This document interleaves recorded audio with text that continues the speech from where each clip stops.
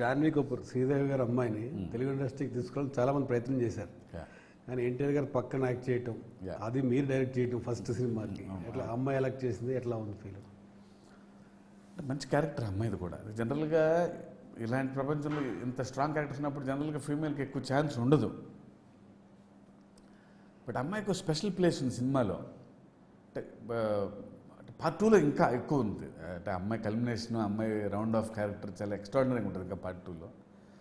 But అంటే ఫస్ట్లో just అంటే ఒక అందమైన అమ్మాయి అనుకున్నాను తప్ప ఇంత ప్రొఫెషనల్ అని ఊహించలే.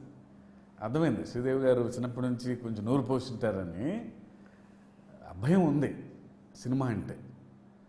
ఎంత భయం అంటే ఒక వారం 10 రోజుల నుంచి స్కెడ్యూల్ ఇంకో వారంలో ఉందని అన్నప్పటి నుంచి నన్ను అసిస్టెంట్ డైరెక్టర్ని మొహమాటం లేకుండా ఫోన్లో మెసేజ్లు, సీన్ పేపర్ పంపండి, ఆ సీన్ ఓన్ చేసుకొని ఫోన్లో చెప్తుంది, ఆ సీన్స్ మాడ్యులేషన్ చెప్తుంది, ఆ సీన్ మధ్యలో ఇలా ఒక చిన్న ఆ వస్తువు తీసుకొని మాట్లాడచ్చా, ఎంత హోంవర్క్ చేసి. అర్థమైంది మనం ఎక్కువ చెప్పాల్సిన పని లేదు ఈ అమ్మాయికి అని. కథ చెప్తే కథలో అస్సలు ఎక్స్ట్రాడినరీ హోంవర్క్.